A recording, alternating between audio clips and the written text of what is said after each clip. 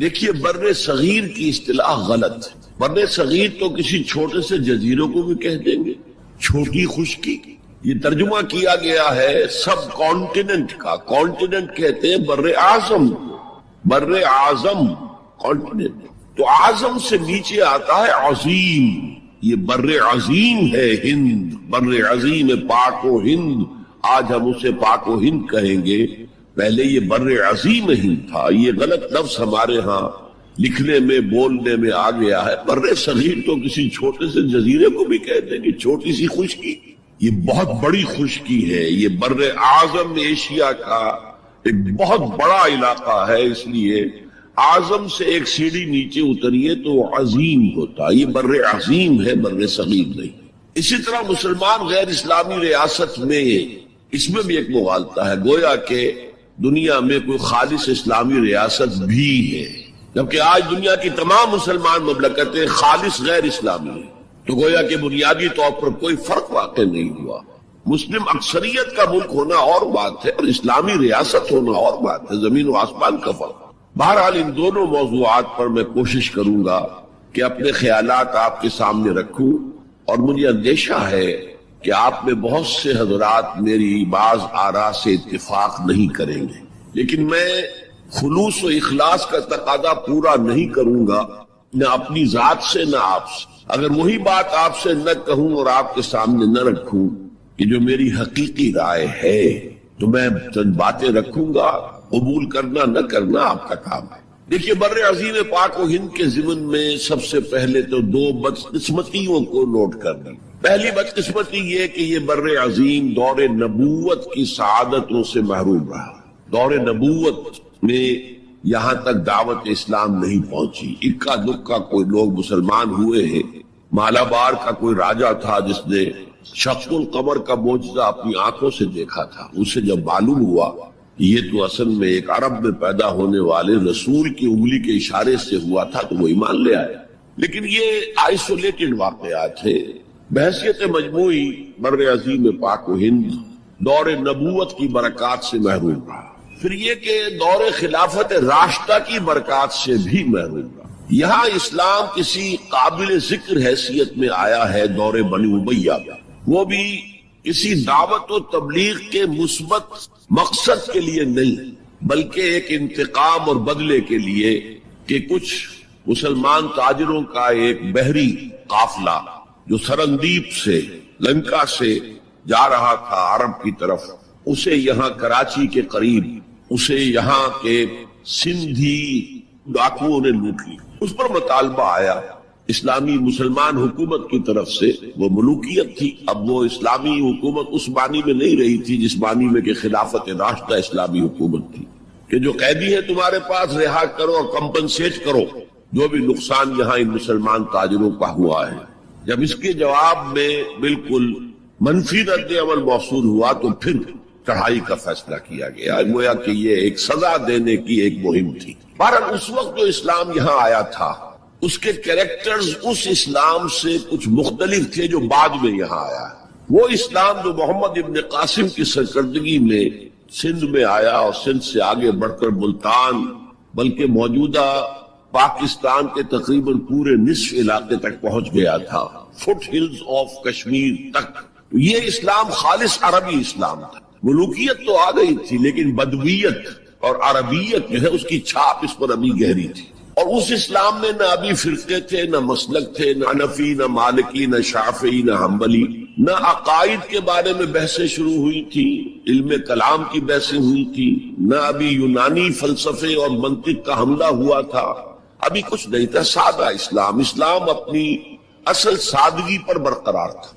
چنانچہ اس کی قوت تسخیر بڑی زبردست ثابت ہوئی، اور خاص طور پر محمد ابن قاسم جو نوجوان 17-18 برس کا نوجوان اور نہایت نیک اور پاک باز، سندھ کے ہندوؤں نے جو اپنی ایک روایت ہے کہ اس طرح کا آدمی تو کوئی اوتار ہی ہو سکتا ہے، فارسی میں بھی کہا جاتا ہے کہ در جوانی توبہ کردن شیوے پیغمبری است، جوانی کے اس عمر میں بھی کوئی شخص پاک زندگی گزار رہا ہو تو یہ تو پیغمبروں کا طریقہ ہے، اور ہندوستان میں تصور پیغمبروں کا نہیں تھا، اوتاروں کا تھا۔ تو اسے بھی ایک اوتار سمجھ کر اس کی مورتیاں تراش کر مندروں میں رکھ لی گئی اور ان کو پوجا جانے لگا۔ یہی چیز اس کے لیے خطرے کا سبب بن گئی ہے، کیونکہ اب بیک ہوم اسلام کا جو اصل گھر تھا عرب، اس میں ملوکیت آ چکی تھی، اور ملوکیت کبھی اسے برداشت نہیں کر سکتی کہ کوئی اور شخص اتنا پاپولر ہو جائے کہ اسے چیلنج کر سکے۔ لہذا محمد بن قاسم کو بلایا گیا اور شہید کر دیا گیا۔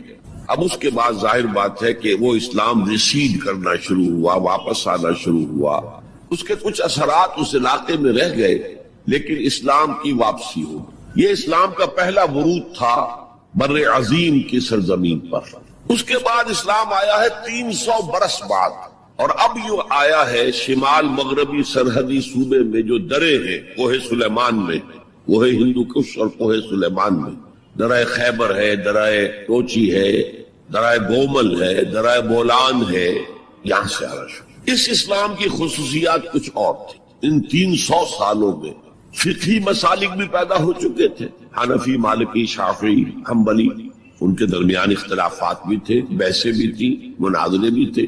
دوسرے ایک خاص جو ہے تصوف کا فن جو ہے وہ بہت ترقی کر چکا تھا، اور اس میں اکثر و بیشتر وحدت الوجود کا تصور اس کی بنیاد میں موجود تھا۔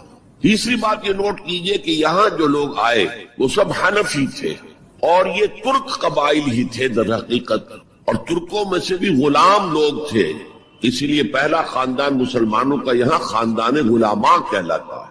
ترک غلام تھے یہ، جو اپنی ذاتی صلاحیت اور اپنی استعداد کی بنا پر ترقی کرتے کرتے بادشاہت کے مقام تک پہنچے۔ عالم اسلام میں اس وقت 2 عظیم جگہوں پر غلاموں کی حکومت تھی، اور اس سے اندازہ ہو سکتا ہے کہ اسلام میں غلاموں کا فیوچر کتنا روشن ہے۔ ممالک، مملوک، یہ مصر میں حکمران تھے، وہ بھی غلام تھے۔ خاصدان غلامہ، قطب الدین ایبک، شمس الدین التتمش، یہ سب کون تھے؟ غلام۔ بہرحال اب جو اسلام آیا اس میں قیادت کی ایک تسلیس پیدا ہو چکی تھی، توحیدی شان نہیں رہی تھی۔ خلافت راشدہ میں قیادت توحیدی تھی، خلیفہ وقت ہی حاکم بھی تھے، خلیفہ وقت ہی مجتہد بھی تھے، عالم بھی تھے، اور وہی سب سے بڑے اللہ والے بھی تھے۔ لیکن اس کے بعد جو اسلام میں قیادت جو ہے مسلمانوں کی 3 شاخوں میں بٹ گئی۔ سیاسی قیادت وہ تو قبائلی عصبیت کی بنیاد پر قائم ہو رہی ہے، تو سیاست تو ہو گئی طاقت کے بل پر، جس کی لاٹھی اس کی بھینس۔ اس کے بعد جو اس دینی قیادت تھی وہ 2 حصوں میں منقسم ہو گئی، علمی قیادت، علماء، مفسرین، فقہاء، محدثین، اور ایک ہو گئی صوفیاء کی قیادت۔ تو یہ تھی کیفیت جس میں کہ بر عظیم پاک و ہند میں اسلام وارد ہوا ہے پہلے ورود کے 300 برس بعد۔ اب اس کے 500 برس کے بعد یہاں ایک اور ایلیمنٹ آیا، اور وہ تھا شیعیت کا۔ آپ کو معلوم ہے کہ سن 1000 عیسوی میں پاکستان کا جو علاقہ اس وقت کا ہے یہ عالم اسلام میں داخل ہو چکا تھا۔ شہاب الدین غوری وغیرہ کی حکومت وہاں تک تو تھی، البتہ دہلی پر 1206 میں تخت دہلی جو ہے مسلمانوں کا 1206 میں شروع ہوا۔ بہرحال اس کے بعد ہم کہہ سکتے ہیں کہ 300 برس بعد یہاں پر یہ شیعیت آئی ہے، داخل ہوئی ہے، ورنہ اس سے پہلے خالص سنی اسلام تھا اور خالص حنفی۔ شیعیت کی وجہ سے جو کچھ بھی بعد میں اسلام کو یہاں پر اس تقسیم کی وجہ سے، شیعہ سنی اختلافات کی وجہ سے جو بہت بڑے بڑے نقصانات اٹھانے پڑے، ان میں سے مثلا 2 کا میں تذکرہ کرنا چاہتا ہوں۔ ڈاکٹر امبیڈکر، انہوں نے فیصلہ کیا تھا میں مسلمان ہو جاؤں، گویا کہ یہاں کے اچھوتوں کا مسئلہ وہ اس طور سے حل کرنا چاہتے تھے کہ ہم ان بلاک مسلمان ہیں، لیکن جب ان کے بارے میں معلوم ہوا تو پھر وہاں پہنچ گئے کچھ لوگ کہ آپ اس مسلک کو اختیار کریں یا اس کو کریں۔ وہ اسی حیث بحث میں پھر انہوں نے فیصلہ کیا کہ میں کوئی بھی نہیں اختیار کرتا، اگر کوئی ایک اسلام ہے ہی نہیں، اب میں ایک کو اختیار کرتا ہوں تو دوسرے سے میری مخاصمت ہو جائے گی، دوسرے کو اختیار کرتا ہوں تو پہلے سے ہو جائے گا۔ اب اگلا دور آیا، ہندوستان میں انگریز آ گئے۔ یہاں موجود بہت سے غیر مسلموں کو شاید میری باتیں اب کچھ ناگوار گزریں، لیکن کچھ حقائق ہیں جو تلخ ہیں لیکن حقائق ہیں، انہیں سمجھنا چاہیے۔ انگریزوں نے یہاں آ کر حکومت چھینی سی مسلمانوں سے بیشتر۔ ویسے تو یہ کہ ہندو راجے مہاراجا بھی تھے، لیکن بیشتر علاقوں میں تو مسلمان حاکم تھے، لہذا انہوں نے مسلمانوں کو دبانا بہت ضروری سمجھا، اس لیے کہ جو سابق حاکم ہو ان میں ایسپریشنز پیدا ہوتی رہتی ہیں کہ ہم تھے یہاں کے حاکم، کیوں نہ واپس حاصل کریں. بغاوت کے ان کے اندر جراثیم مسلسل پروان چڑھتے، مسلمانوں کو دبایا اور ہندوؤں کو اٹھایا. کیوں کہ ہندوؤں کے لیے معاملہ صرف چینج آف ماسٹرز کا تھا، کوئی بڑا حادثہ تو نہیں تھا.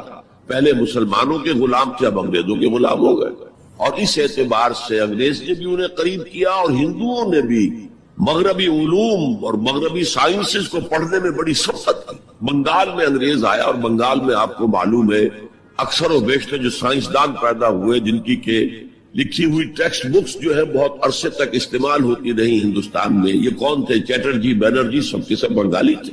ایک اور بات یہ ہے کہ ہندو اپنے ماضی سے بہت دور آ چکے تھے. ان کا ماضی عظمت والا، آخر اشوک کا دور بہت عظمت کا، چندر گپت موریہ کا دور بہت عظمت کا، وکرماجیت کا دور بہت عظمت کا تھا، لیکن وہ بہت پیچھے جا چکے تھے. تقریباً مسلمانوں کی آمد کی وجہ سے 1000 سال کا فصل واقع ہو چکا. لہذا تہذیب و تمدن کے لیے بھی، جیسے کہ انہوں نے مسلمانوں کے زمانے میں فارسی پڑھی، فارسی پڑھتے تھے، کوڈ لینگویج فارسی ہے، جیسے کہ پھر بعد میں مسلمان اور ہندو اور سب نے انگریزی پڑھی.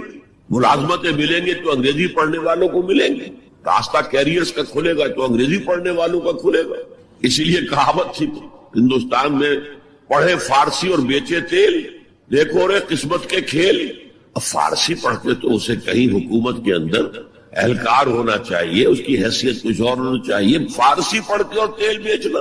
جبکہ مسلمانوں کا معاملہ یہ تھا کہ ان کی تو ابھی تہذیب اور تمدن، ان کی روایات ابھی تازہ تھی. لہذا جو غیر مسلم تھے یہاں کے، انہوں نے انگریزی علوم، انگریزی سائنس، انگریزی تہذیب، اس کو کھلے دل کے ساتھ خوش آمدید کہا. اور مسلمانوں میں ایک زبردست ڈویژن ہو گیا، بلکہ ابتدائی ریئیکشن تو بہت سخت تھا، یک طرفہ تھا. ہم نہ انگریزی پڑھیں گے، ہم نہ انگریزی علوم سیکھیں گے، نہ سائنس پڑھیں گے. ہم تو اپنے کونوں کھدروں میں، اگرچہ جو سیلاب آ گیا ہے اس کو روکنے کی طاقت تو ہم میں نہیں ہے، لیکن ہم کونوں میں جا کر بیٹھ جائیں گے. قال اللہ و قال رسول. اور انگریزی تہذیب سے اس قدر دوری کہ اگر کوئی میز کرسی پر بیٹھ کر کھانا کھا لے تو کرسٹان ہو گیا. یہ تو کسی نے چمچہ استعمال کر لیا کھانے میں، کانٹا تو بہت دور کی بات ہے، چمچہ بھی استعمال کر لیا تو کرسٹان ہو گیا. تو اس طرح سے ریئیکشن تھا علماء کے زیر اثر حلقوں میں. گویا کہ وہ جو گاندھی جی کا فلسفہ تھا نان کوآپریشن، تو مسلمانوں نے انگریزوں کے ساتھ شدید قسم کا naan cooperation from the very beginning شروع کی. اس پر سر سید احمد خان نے ان دونوں چیزوں کی مخالفت کی. ایک تو انہوں نے انگریزوں کو بتایا کہ دیکھو یہ جو آزادی کی جنگ تھی یہ صرف مسلمانوں کی نہیں تھی، 1857 کی، یہ تو مشترک تھی. تو اس کے اندر کیا سبب ہوا ہے، اس کی وجہ سے آپ مسلمانوں سے بودھ محسوس نہ کریں. اور مسلمانوں سے بھی کہا بھائی انگریزی پڑھو، انگریزی علوم حاصل کرو، سائنس پڑھو، سائنٹیفک نالج حاصل کرو، ورنہ تمہاری حیثیت ہندوستان میں کیا رہ جائے گی؟ پلے دار رہ جاؤ گے یا گوشت فروش رہ جاؤ گے. اللہ اللہ خیر صلی اللہ، اور تمہاری کوئی حیثیت نہیں رہے گی. تو اس اعتبار سے سر سید احمد خان ایک اہم لینڈ مارک. اس کے علاوہ انگریزی دور کا ایک اور جو پہلو بہت اہم ہے، انگریزوں نے ڈیوائڈ اینڈ رول پالیسی کے تحت مسلمانوں اور ہندوؤں کے درمیان مرافرت کو ہوا دی. یہ ان کی پالیسی نہیں مستقل، یہ ایک قوم کی حیثیت سے سامنے نہ آ جائے. پھر ظاہر بات ہے کہ ہمارے پاؤں تو اکھڑ جائیں گے یہاں سے. تو یہ جو ہمارے ہاں شروع ہوا، کچھ اور فیکٹر بھی تھے. ہندوؤں میں ایک انتقامی جذبہ بھی تھا کہ مسلمانوں نے ہم پر حکومت کی ہے 800 برس، 1000 برس، اور ظاہر بات ہے سارے حاکم اچھے تو نہیں تھے، کوئی اچھا بھی تھا، تو اکثر و بیشتر تو عیاش قسم کے لوگ تھے. ہم نے محل بنائے، تاج محل بنائے، ہم نے کوئی کام اور تو کیا نہیں. دین کی تبلیغ تو اولیاء اللہ نے کیا، صوفیاء نے کی. کبھی بھی سرکاری سطح پر، حکومت کی سطح پر یہاں تبلیغ اسلام کا اہتمام نہیں. ایک دو ایکسیپشنز ہیں. ایک راجہ گجرات کاٹھیا واڑ کے علاقے کا جس نے کہ تبلیغ کا اہتمام کیا، ایک راجہ کشمیر کا تھا جس نے تبلیغ کا اہتمام کیا. باقی حکمرانوں نے کوئی کوشش. آزادی سے قبل متصلاً جو کیفیت پیدا ہو گئی تھی، اس کا ایک اہم فیکٹر یہ تھا کہ مسلمانوں میں ہندوؤں کا ایک خوف پیدا ہو، کیونکہ جو نظام اب بن چکا تھا وہ تو یہ تھا کہ ووٹ کی بنیاد پر فیصلے ہوں گے، 1 مین 1 ووٹ. اس کے اعتبار سے مسلمان اقلیت میں اور غیر مسلم ہندو یہاں اکثریت ہے۔ تو گویا کہ ہمیشہ کے لیے اگر ایک ملک کی حیثیت سے یہ ملک جو ہے تقسیم آزادی حاصل کرتا ہے تو مسلمان غلام ہو جائے گا، ان کی تہذیب بھی ختم کر دی جائے گی۔ شدھی کی تحریک شروع ہو چکی تھی، ان کا مذہب بھی تبدیل کرنے کی کوشش کی جائے گی۔ میوات کے علاقے میں بڑی زبردست تحریک اٹھائی گئی تھی شدھی کی، جس کا توڑ کرنے کے لیے مولانا محمد الیاس رحمۃ اللہ علیہ سامنے آئے اور تبلیغی جماعت کا انہوں نے سلسلہ شروع کیا۔ یہ اصل میں میوات کے اندر جو شدھی کی تحریک تھی اس کا جواب تھا، اس سے حفاظت مسلمان۔ تو اندیشہ یہ تھا کہ ہندو ایکسپلائٹ کرے گا، ہماری تہذیب کو ختم کرے گا، ہماری زبان کو ختم کرے گا، معاشی طور پر ہمیں ایکسپلائٹ کرے گا، مفلوج کرے گا، اور اپنی سی کوشش کرے گا کہ ہمارا مذہب بھی تبدیل کرا دے۔ مسلمانوں کی ایک قومی جماعت، اگرچہ وہ شروع میں قومی اس کو کہنا غلط تھا، وہ نوابوں، جاگیرداروں، نواب زادوں ان کی جماعت تھی مسلم لیگ، جو 1906 میں قائم ہوئی۔ مسلمان عوام کا اس سے ساتھ کوئی نہ رابطہ تھا، نہ ان کا کوئی رابطہ عوام کے ساتھ۔ اس کی جو 1906 سے لے کر 1924 تک کی جدوجہد ہے، وہ ساری دفاعی جدوجہد تھی۔ ہمارے یہ حقوق ہونے چاہیے، ہمیں اس کی ایشورنس دی جانی چاہیے، ہمیں سیپریٹ الیکٹوریٹ دیا جائے، اور یہ کہ اس سے بھی آگے بڑھ کر ہمیں مرکز میں کچھ زیادہ حیثیت دی جائے تاکہ ہماری بھی کوئی حیثیت ہو، کوئی توازن پیدا ہو سکے۔ بس اسی پر ساری گفت و شریف تھی۔ اور اس کے ضمن میں محمد علی جناح جو ہے وہ تو پروفٹ آف لو قرار دیے گئے تھے، اتحاد کا پیغام بر۔ وہ 1906 میں تھے انڈیا میں موجود، مسلم لیگ میں شامل نہیں ہوئے تھے، کانگریس کے رکن تھے۔ اس کے بعد 1913 میں جا کر مسلم لیگ میں شامل ہوئے ہیں مولانا محمد علی جوہر کے کہنے پر، پھر بھی کانگریس کے رکن بھی رہے، مسلم لیگ کے رکن بھی رہے، اور انہوں نے حتی الامکان کوشش کی کہ کوئی فارمولا ایسا بن جائے جس پہ کہ اتحاد ہو جائے اور ضمانت مل جائے کہ مسلمانوں کے ساتھ کوئی اس قسم کا سلوک نہیں کیا جائے گا کہ وہ بالکل یوں سمجھیے کہ ایک نیچے لگ کر رہ جائیں اور ان کی کوئی حیثیت نہ رہے۔ لیکن وہ ناکام ہوئے، شدت کے ساتھ ناکام ہوئے، اور پھر اس درجے مایوس ہوئے کہ ہندوستان چھوڑ کر جا کر انگلستان میں بس گئے، اور وہاں انہوں نے اپنی لیگل پریکٹس شروع کر دی۔ ایس ایم اکرام صاحب جو ایک بڑے مصنف ہیں، آب کوثر، موج کوثر، روض کوثر کے جو مصنف ہیں، وہ اہم ترین کتابیں ہیں تین مسلم انڈیا کی، political as well as cultural history, ثقافتی جو معاملہ ہے وہ بھی ساتھ ساتھ ہر دور میں کیا اس کا رنگ رہا ہے، تو اس کو بہت ہی سمجھیے ایک بڑے ماہرانہ انداز میں انہوں نے بہت عمدگی کے ساتھ مرتب کیا ہے۔ وہ اس وقت آکسفورڈ میں پڑھ رہے تھے، طالب علم سے نوجوان، وہ ملے محمد علی جناح سے۔ اس وقت تک ابھی وہ قائد اعظم کا تو خطاب انہیں نہیں ملا تھا، محمد علی جناح، اور ان سے کہا آپ ہندوستان چھوڑ کے کیوں آ گئے، ہندوستان کے مسلمانوں کو تو آپ کی ضرورت ہے۔ تو انہوں نے سخت الفاظ کہے تھے کہ ہندو ناقابل اصلاح ہے، یہ اس وقت کی ہندو قیادت پر ان کا تبصرہ تھا، اور مسلمانوں کا حال یہ ہے کہ ان کا کوئی لیڈر مجھ سے صبح جو بات کرتا ہے شام تک ڈپٹی کمشنر یا گورنر تک پہنچا دیتا ہے، تو ایسی قوم کی قیادت میں کیسے کروں؟ لیکن اصل میں ایک ٹرننگ فیکٹر آیا ہے، turning point in the history of Muslim league movement, and that was 1930۔ اس میں جو الہ آباد میں مسلم لیگ کا سیشن ہوا تھا، اس میں خطبہ صدارت دیا تھا علامہ اقبال۔ علامہ اقبال اس سے پہلے ہندوستان میں ایک سور پھونک چکے تھے کہ اب اسلام کی نشأت ثانیہ کا دور آنے والا ہے، اسلام جو ہے دوبارہ دنیا کے اندر برسر عروج آئے گا۔ ایک امید افزا صورتحال علامہ اقبال نے اپنی ملی شاعری سے پیدا کر دی۔ کتاب ملت بیضا کی پھر شیرازہ بندی ہے، یہ شاخ ہاشمی کرنے کو ہے پھر برگ و بر پیدا، سبق پھر پڑھ صداقت کا، شجاعت کا، عدالت کا، لیا جائے گا تجھ سے کام دنیا کی امامت کا۔ نوا پیرا ہو اے بلبل کے ہو تیرے ترنم سے، کبوتر کے تنے نازک میں شاہی کا جگر پیدا۔ اور ویسٹرن سیویلائزیشن کو انہوں نے چیلنج کیا تھا، دیار مغرب کے رہنے والوں خدا کی بستی دکان نہیں ہے، کھرا جسے تم سمجھ رہے ہو وہ اب ذرے کم عیار ہوگا، تمہاری تہذیب اپنے خنجر سے آپ ہی خودکشی کرے گی، جو شاخ نازک پہ آشیانہ بنے گا ناپائیدار۔ یہاں فرسٹ ورلڈ وار کے بعد جو عالم اسلام کی کیفیت ہوئی تھی، اس پر کس قدر یاس انگیز، نا امیدی سے بھرا ہوا مرثیہ مولانا حالی نے لکھا تھا۔ قوم کی زبان اس وقت وہ تھی، قومی شاعر جو ہے قوم کی زبان ہوتا ہے۔ پستی کا کوئی حد سے گزر نہ دیکھے، اسلام کا گر کر نہ ابھر نہ دیکھے، مانے نہ کبھی مد ہے ہر جزر کے بعد دریا کا ہمارے جو اترنا دیکھے. اور آخر میں جو مناجات بحضور سرور کونین صلی اللہ علیہ وسلم، اے خاصہ خاصان رسول وقت دعا ہے، امت میں تیری آ کے عجب وقت پڑا ہے. وہ دین جو بڑی شان سے نکلا تھا وطن سے پردیس میں، وہ آج غریب الغربا ہے. اسی قسم کے مرثیے علامہ شبلی نے کہے، مولانا حمید الدین فراہی نے کہے، لیکن اقبال پہلا شاعر ہے جس نے کچھ مرثیے بھی کہے. جب انگلینڈ جاتے ہوئے وہ گزر رہے تھے سسلی، جزیرہ سسلی کے پاس سے جہاز گزر رہا تھا تو دل میں ہوک اٹھی ہے، کبھی یہ مسلمان جہاز رانوں کا مرکز ہوتا تھا، بیس ہوتا تھا. رولے اب دل کھول کر ہے دیدہ خونابہ بار، وہ نظر آتا ہے تہذیب حجازی کا مزار.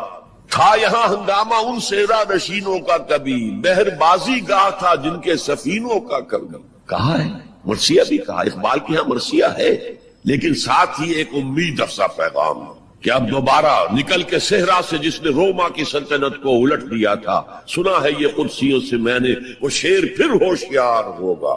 یہ جو عوامی ایک فضا ان کی شاعری سے پیدا ہو چکی تھی، ملی شاعری سے، انہوں نے 1930 میں آ کر مسلم لیگ کی موومنٹ میں اس کا انجیکشن لگا دیا. اسی طرح چلتی ہوئی ایک تحریک تھی، 1906 سے آئی تھی، 24 برس ہو چکے تھے 1930 تک، اب اس میں ایک انجیکشن لگا دیا گیا، احیاء اسلام. اس خطبے میں علامہ نے ایک طرف مسلم قومیت کو بہت مستحکم کیا دلائل کے ساتھ، عمرانی دلائل، پولیٹیکل سائنس کے جو مستحکم اصول ہیں ان کی بنیاد پر کہ مسلمان ایک علیحدہ قوم ہے. اور نمبر 2 انہوں نے کہا، اور یہ ایک پروفیسی تھی، ایک طرح کی مستقبل کے بارے میں ایک پیشن گوئی تھی، تجویز نہیں تھی. پارٹیشن آف انڈیا کی تجویز تو بہت بعد میں آئی ہے، 1940 میں، یہ 1930 کی بات میں کر رہا ہوں. تو انہوں نے کہا تھا مجھے یقین ہے کہ یہ ڈیسٹنی ہے، تقدیر مبرم ہے کہ ہندوستان کے شمال مغرب میں، شمال مشرق کا انہیں اس وقت احساس نہیں ہوا تھا. ایسٹ پاکستان کا جو اب بنگلہ دیش ہے ادھر ان کی نگاہ نہیں گئی تھی. ہندوستان کے شمال مغرب کے اندر ایک آزاد مسلمان ریاست قائم ہوگی، اور اگر ایسا ہو گیا تو ہمیں موقع مل جائے گا کہ دور ملوکیت میں، جس کے لیے لفظ بڑا ثقیل استعمال کیا انہوں نے، عرب امپیریلزم. یہ بنو امیہ، بنو عباس یہ عرب امپیریلسٹ تھے، یہ عرب قوم کیا امپیریلزم تھا. ان کی حکومت اسلام کی عکاسی کرنے والی نہیں تھی، اسلام کی عکاسی کرنے والی تو خلافت راشدہ تھی، ابو بکر تھے، عمر تھے، عثمان تھے، علی تھے رضی اللہ تعالی عنہ. تو دور ملوکیت میں یا دور عرب امپیریلزم میں جو داغ دھبے آ گئے ہیں اسلام کے چہرے پر، انہیں صاف کر کے اور صحیح اسلام کی ایک شکل دنیا کو دکھایا. یہ انجیکشن ہے پازیٹیو مقصد کا. اس وقت تک، اس سے پہلے تک تحریک صرف ایک منفی جذبے پر چل رہی تھی، ہندو کا خوف، ہندو اکثریت کا خوف، ایکسپلائٹیشن کا اندیشہ. لیکن اب اسے ایک مثبت بنیاد مل گئی. 1932 میں قائد اعظم گئے انگلستان، لندن، گول میز کانفرنس میں. جناح صاحب اس میں شریک نہیں تھے، اس لیے کہ وہ تو ویسے سیاست کا میدان چھوڑ چکے تھے. اس موقع پر پھر علامہ اقبال نے ملاقاتیں کی ہیں جناح صاحب سے، اور وہی انجیکشن ان کو بھی لگا اور انہیں پھر آمادہ کیا کہ آئیں واپس ہندوستان. اور اس انجیکشن کے حوالے سے مسلمانوں نے ہند کو منظم کرے اور جمع. تو یہ پھر تحریک پاکستان جو ہے، چونکہ مسلمانوں کے جذبات کے ساتھ اس کی ہم آہنگی، معجزہ ہو گیا کہ مسلم مائنورٹی کے پروونسز نے کس طریقے سے یکجا اور یکسو ہو کر اس موومنٹ کو سپورٹ کیا. حالانکہ انہیں معلوم ہے کہ کسی بھی حساب سے ان کے تو پاکستان میں شامل ہونے کا کوئی امکان تھا ہی نہیں، بلکہ تحریک مسلم لیگ اصل میں مائنورٹی پروونسز کی تحریک تھی. جو صوبے بعد میں پاکستان میں شامل ہوئے ہیں ان میں سرحد میں تو کانگریس کی حکومت تھی ٹل دی لاسٹ ڈیٹ، پنجاب میں یونینسٹ حکومت تھی ٹل دی لاسٹ ڈیٹ. صرف ایک سندھ تھا مغربی پاکستان میں کہ جو وہاں مسلم لیگ کی حکومت تھی. ہاں، بنگال میں مسلم لیگ کی حکومت تھی، اور بنگال ہی مولد ہے جہاں ولادت ہوئی ہے 1906 میں مسلم لیگ کی، اور طویل ترین عرصے تک مسلم لیگ کی حکومت وہاں رہی. اب بھی وہاں پر تحریکیں چلتی رہتی ہیں اینٹی پاکستان. 2 مرتبہ پاکستان نے ایئر فورس بھی استعمال کی ہے وہاں پر، یہ سب کچھ آپ کو معلوم ہے. بہرحال اس کے نتیجے میں ملک تقسیم ہو گیا، اور 2 قوموں کے درمیان جو نفرت اس دوران میں پیدا ہو گئی تھی وہ ایک آتش فشاں کی طرح پھٹ پڑ. جو کچھ ہوا ہے پارٹیشن کے وقت، میں نے آپ کو بتایا تھا انگریزوں سے آزادی ہم نے حاصل کی، لیکن ہم نے نہ ایک انگریز کو مارا، نہ کسی انگریز نے ہم میں سے کسی کو مارا.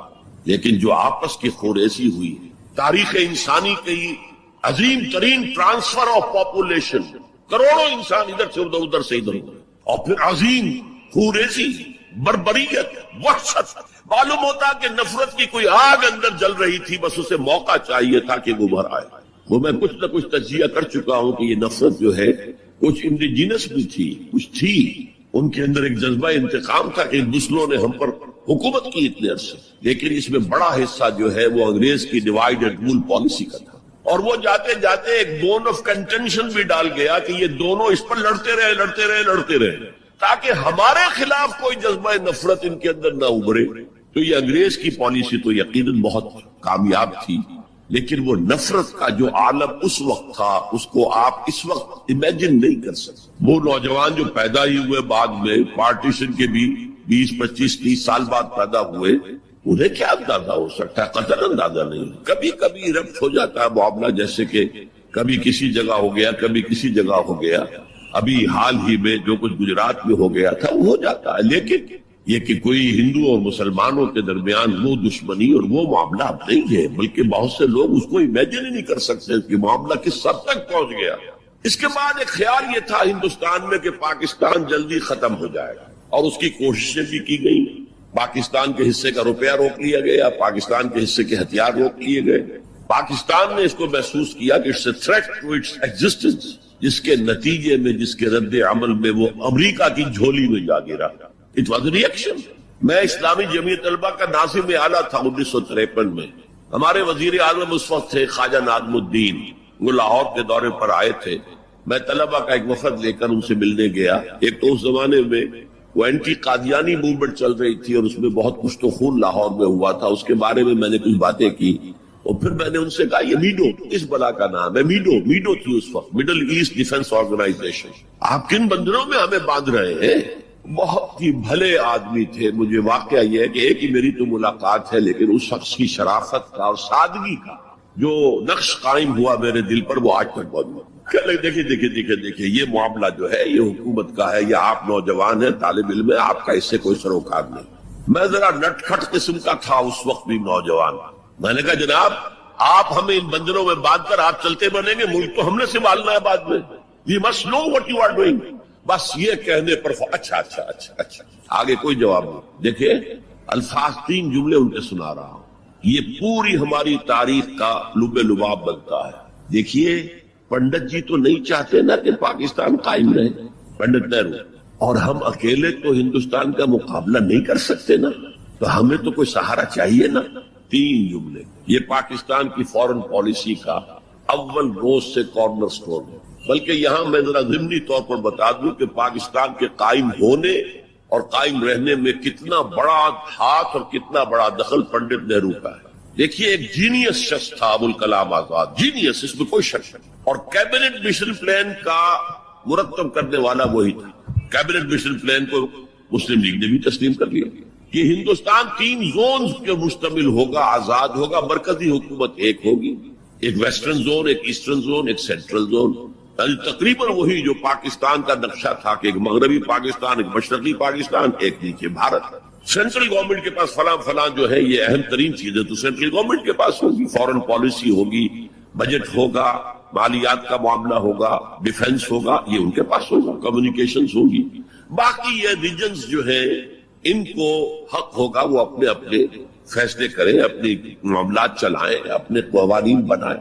ایک شق اس میں ایسی تھی کہ 10 سال کے بعد کسی بھی حصے کو، کسی زون کو سیسیڈ کرنے کا، علیحدہ ہونے کا حق حاصل ہوگا. گویا کہ کم سے کم 10 سال کے لیے آزاد پاکستان کا مطالبہ ختم. قائد اعظم نے مان لیا. تو اب اگر کوئی امکان تھا تو وہ 10 سال کے بعد تھا نا. اب کس نے بنوایا پاکستان؟ وہ تو چونکہ مولانا آزاد اس درجے بددل ہو چکے تھے، قائد اعظم نے انہیں شو بوائے کہہ کے اتنا جو ہے بددل کر دیا تھا کہ انہوں نے کانگریس کی صدارت چھوڑ دی. جو کہا گیا ان سے آپ صدارت قبول کریں، نہیں. پنڈت جی ہو گئے صدر. اور پنڈت جی سے جب پوچھا گیا کیبنٹ مشن پلان کے بارے میں تو انہوں نے کہہ دیا ایک دفعہ ہندوستان آزاد ہو جائے پھر کون کسی کو علیحدہ ہونے دیتا ہے. بات تو سچی تھی، نکل جاتی ہے جس کے منہ سے سچی بات مستی میں، فقیہ مسئلہ بھی سے وہ رندے بادہ خار اچھا، بات تو سچی تھی لیکن کہنے کی نہیں تھی اس وقت۔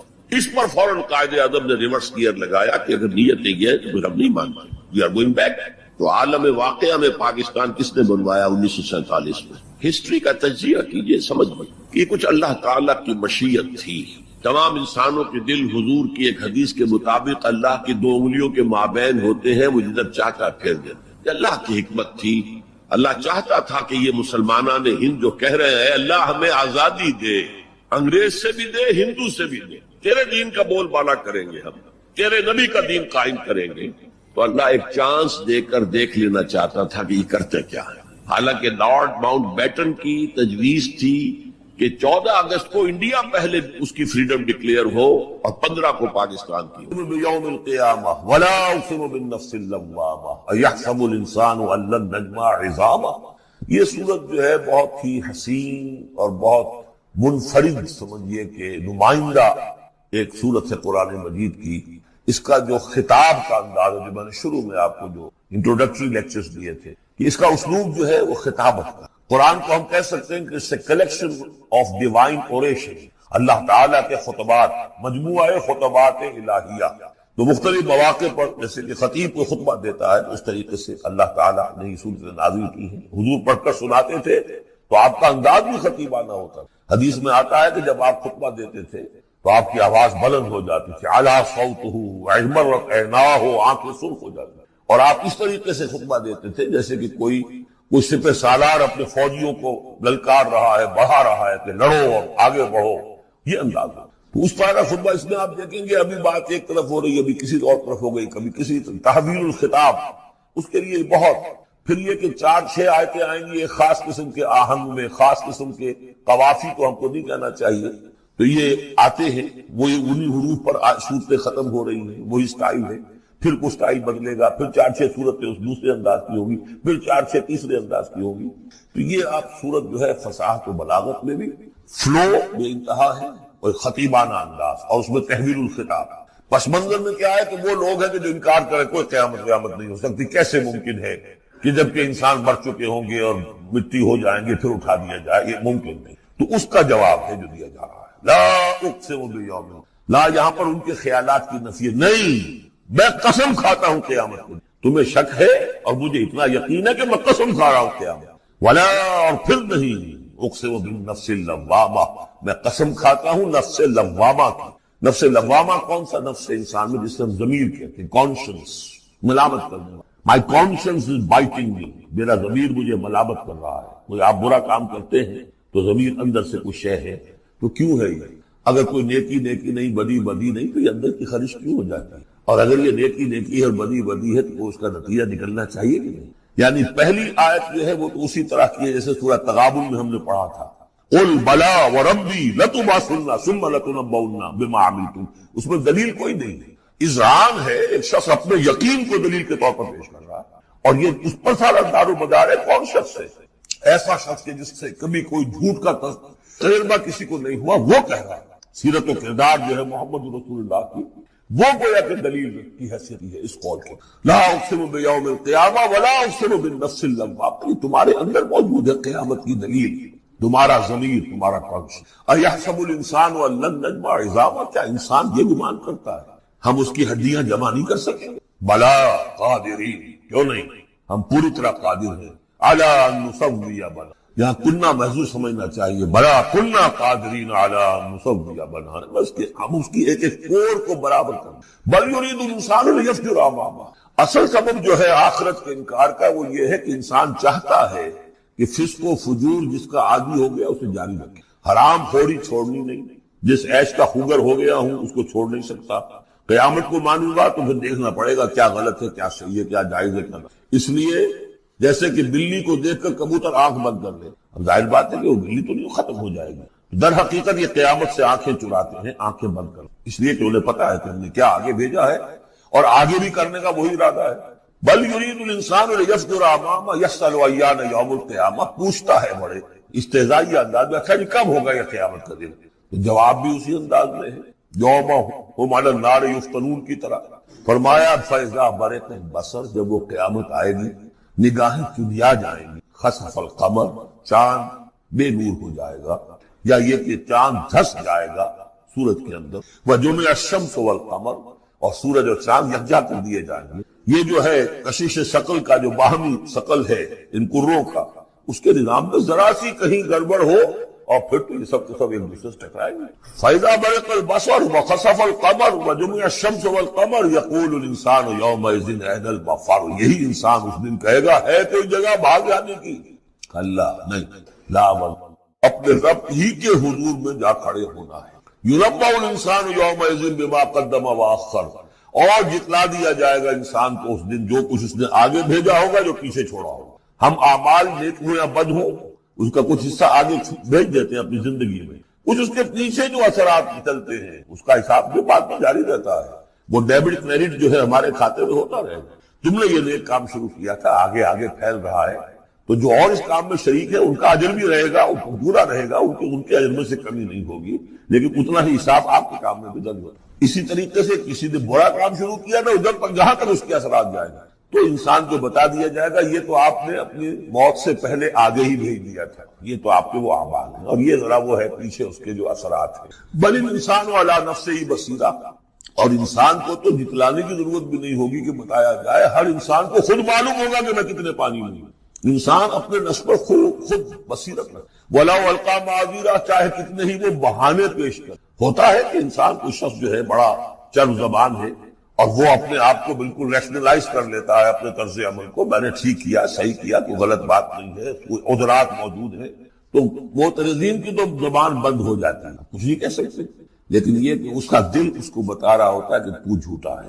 بل الانسان علی نفسہ بصیرہ ولو القیٰ معاذیرہ لا تحرک بہ لسانک لتعجل بہ، عجلت والا مضمون یہ بالکل ابتدا میں یہاں آیا تھا۔ اے نبی آپ اس قرآن کے، اب دیکھیے اب گفتگو حضور سے شروع ہو گئی، ابھی تک انسان جو منکرین تھے ان کی بات ہو رہی تھی، شروع میں امامہ، عظامہ، قیامہ، اور اس کے بعد بصر، قمر، مفر، وزر، مستقر، اب یہ پھر اس کے بعد بصیرہ، معاذیرہ، اب اس کے بعد اور بدل گئے، لا تحرک بہ لسانک لتعجل بہ، آپ اس قرآن کے ذریعے سے اپنی قرآن کے ساتھ اپنی زبان کو تیزی سے حرکت نہ دیں کہ جلدی سے آپ اس کو یاد کر لیں۔ ان علینا جمعہ وقرآن، ہمارے ذمے ہے اس کو جمع کر دینا اور پڑھوا دینا، جمع بھی کر دینا کہ اس میں سے کوئی حصہ جو ہے آپ بھولے نہیں، اور قرآن اب اس کی ترتیب بھی ہم بتاتے جائیں گے کہ اب جو وہی آئی ہے اس کو کہاں رکھنا ہے تاکہ اس کی ترتیب نہیں ہے۔ فیضا قرا نہ ہو فتبع قرآن، پھر جب ہم پڑھوائیں اس کو جس ترتیب سے اسی کی پیروی کی، یہ ترتیب وہ ہے ترتیب مصحف جس کے تحت کے قرآن مرتب کیا گیا، اور ہم مانتے ہیں کہ یہ ترتیب نزول کی نہیں ہے، نزول کے ساتھ ہی اللہ تعالیٰ کا حکم آتا تھا کہ اب یہ وہی فلاں جگہ، ثم ان علینا بیانا، پھر ہمارے ذمے ہے اس کو واضح کر دینا بھی، جیسے کہ ہم دیکھ چکے ہیں قرآن مجید کی تبیین کرتا ہے۔ سورہ نساء میں 2 احکام کے بارے میں آئے گا، یستفتونک، اور حالانکہ وہ حکم آ چکا ہے سورہ نساء میں پہلے، لیکن لوگوں نے سوال کیا قل اللہ یفتیکم فی الکلالہ، اللہ واضح کر دیتا ہے، تم پر ابھی واضح نہیں ہوئی کلالہ کی بات، وہ وعدہ کر دیتا ہے۔ تو قرآن کے اندر بھی بعد میں واضح کر دی گئی چیزیں، اور یہ کہ پھر حدیث جو ہے سب سے بڑی شے ہے کہ جو اس کی بیان کرنے والی ہے، جو انزلنا الیک الذکر لتبین للناس ما نزل الیہم، یہ ذکر ہم نے اے محمد آپ پر نازل کیا ہے تاکہ آپ واضح کریں اس کو ان لوگوں کے لیے جن کے لیے ہم نے اسے نازل کیا۔ نازل آپ پر کیا ہے، صرف آپ کے لیے تو نہیں کیا ہے آپ پر، نازل کیا ہے لوگوں کے لیے۔ اب ان کو واضح کرنا، اس کے اندر کہیں اگر کوئی اشکال ہو تو اسے حل کرنا، کہیں کوئی اگر اجمال ہے تو اس کی تفصیل بیان کرنا، یہ آپ کا کام۔ کلا بل تحبون العاجلہ، کوئی نہیں، تمہارا اصل مرض یہ ہے کہ تم عاجلہ سے محبت کرتے ہو، یہ اس دنیا کی زندگی سے محبت۔ دیکھیے اب پھر خطاب شروع ہو گیا کفار سے، وتذرون الآخرہ، اور آخرت کو تم چھوڑ دیتے ہو، نظر انداز کر دے۔ وجوہ یومئذ ناظرہ، حالانکہ بہت سے چہرے اس دن ہوں گے تر و تازہ، میدان قیامت میں کھڑے ہوں گے تو جیسے اسکول چلڈرن کھڑے ہوتے ہیں اپنا رزلٹ سننے کے لیے، تو بعضوں کے چہرے کھلے ہوتے پہلے سے معلوم ہے کیا کچھ کر کے آئے تھے، اور بعض کے چہروں کے اوپر دھواں ہے، اس لیے ہے کہ انہیں پتا ہے کہ کیا ہی کچھ نہیں تھا، فیل تو ہونا ہی ہونا، تو چاہے اب رزلٹ ڈکلیئر نہیں ہوا، رزلٹ ان کے چہروں پر لکھا ہوا ہے۔ تو وجوہ یومئذ ناظرہ، بہت سے چہرے ہوں گے تر و تازہ، الی ربہا ناظرہ، اپنے رب کی طرف دیکھتے۔ اس میں بعض لوگوں نے یہ کہا ہے کہ ناظرہ سے مراد ہے انتظار کر رہے ہوں گے اپنے رب کی رحمت کا، اس لیے کہ رویت باری تعالیٰ جو ہے وہ تو ممکن نہیں ہے کہ میدان حشر میں ہو جائے، لیکن میرے نزدیک انہی حضرات کی رائے زیادہ صائب ہے جو سمجھتے ہیں کہ رویت ہوگی۔ اہل ایمان کو عین میدان حشر میں بھی ایک درجے کی رویت باری تعالیٰ سے مشرف کیا جائے گا۔ یہ مضمون آ جائے گا سورہ مطففین میں واضح ہوگا۔ اس کے برعکس وجوہ یومئذ باسرہ، بہت سے چہرے ہوں گے اس روز سوکھے ہوئے، اترے ہوئے، اداس، کی ریڑھ کی ہڈیاں توڑ۔ کلا اذا بلغت التراقی، اب ایک نقشہ دکھایا جا رہا ہے، ایک تو بڑی قیامت ہے۔ فاذا برق البصر وخسف القمر وجمع الشمس والقمر یقول الانسان یومئذ این المفر۔ ایک تو وہ ایک قیامت ہے جو فرد کی قیامت ہے، موت کے بعد قیامت الصغریٰ۔ کلا اذا بلغت التراقی، جب یہ جان آ کے پھنس جاتی ہے ہنسلیوں میں۔ وقیل من راق، کہا جاتا ہے کوئی جھاڑ پھونک کرنے والا۔ بڑے بڑے ریشنلسٹ بھی اس مرحلے پر آ کر، بابا ڈاکٹروں نے جواب دے دیا، حکیموں نے جواب دے دیا، چلو کوئی تعویذ گردہ کچھ ہو، کہیں سے کوئی جھاڑ پھونک کوئی تو ہو، کسی طریقے سے ہو، تو آخری درجے میں ان کو بھی انسان چیخ پکار کر لیتا ہے۔ قیل من راق، ہے کوئی جھاڑ پھونک کرنے والا۔ وظن انہ الفراق، اور گمان ہو گیا اس کو کہ اب تو فراق ہے، جانا ہے، یہ گھر بھی چھوڑنا ہے جو بڑے چاؤ سے بنایا تھا، اور یہ آل اولاد کو بھی چھوڑ کر جانا ہے۔ والتفت الساق بالساق، اور وہ جو جان کندنی کا عالم ہوتا ہے تو پنڈلی پنڈلی سے لپٹ رہی، جان نکلنی شروع ہوتی ہے جسم کے نچلے۔ الی ربک یومئذ المساق، اس دن تو تمہیں اپنے رب ہی کی طرف دھکیلے جانا ہے۔ پھر بدل گئے قوافی۔ فلا صدق ولا صلی، تو نہ اس نے تصدیق کی نہ نماز پڑھی۔ ولکن کذب وتولی، بلکہ جھٹلا دیا اور پیٹھ موڑ لی۔ تصویر لفظی ہے جو نقشہ اس وقت ہوتا تھا۔ ثم ذهب الى اهله يتمطى، اور پھر چلا اپنے گھر والوں کے پاس اکڑتا ہوا جا رہا ہے۔ حضور کی بات کو تو نظر انداز کر دیا، امشو، چلو چلو یہاں سے، واسبروا علی آلہتکم، صبر کرو، جا کے جمے رہو اپنے آلہہ پر۔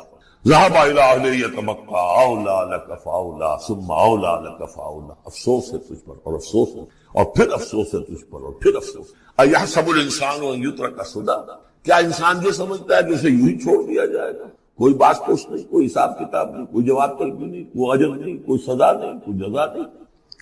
الم یکن نطفۃ من منی یمنی، کیا نہیں تھا وہ ایک گندے پانی کی بوند جو ٹپکائی گئی؟